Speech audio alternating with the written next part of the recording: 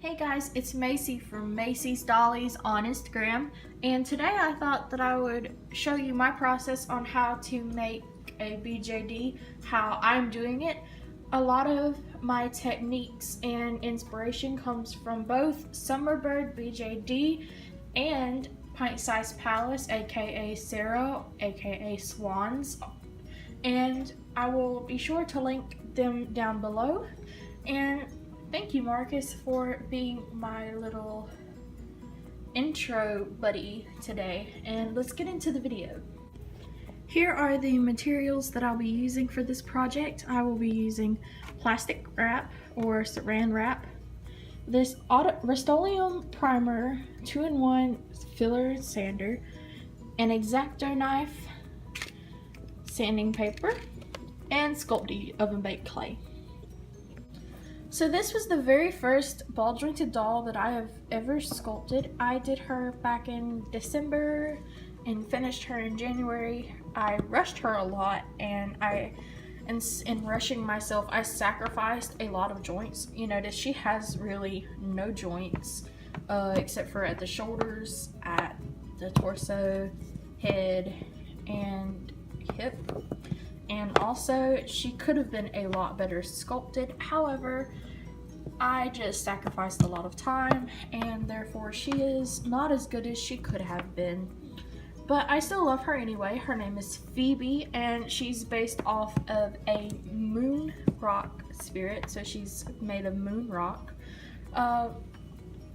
She's made actually from polymer clay, and I coated her with a layer of epoxy, but I didn't know what I was doing back then.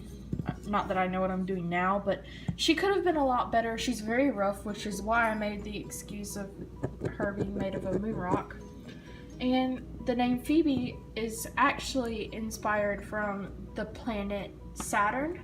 The planet Saturn has a moon named Phoebe, so I thought that was very cool. The second doll that I have made is also rough, but a lot better because I took a lot more time and energy on her.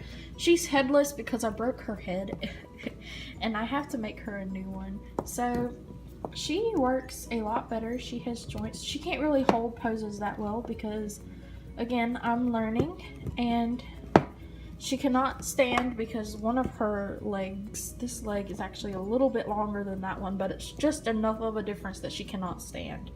I didn't have a lot of the proper materials, I guess, and by a lot I mean like S-hooks, because nowhere in my town sells S-hooks for some reason. So I made S-hooks out of paper clips and pliers, so they work, and that's all that matters. The next project that I'm going to show you, the project that you will hopefully be following me along with, is also a Genesis. Basically, she's going to be the same thing, but she's going to be a lot smaller because she did not have a plan, but Minnie Jenny, as I'm calling her, does have a plan. Let's get to her next. So this is Minnie Jenny as I have gotten to her so far, as I've progressed with her so far. This is her one-to-one plan that I'm going to be going through, blueprint, so to speak, that I'm going to be using for this project.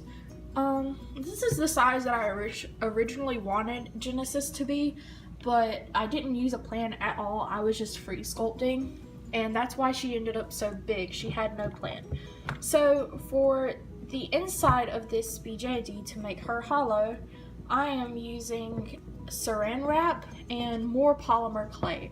So basically, for the head that just fell open like that, what I used to do with original Genesis and Phoebe is, let me show you using Genesis' new head. It's very rough, so she's not going to look like this when she finishes.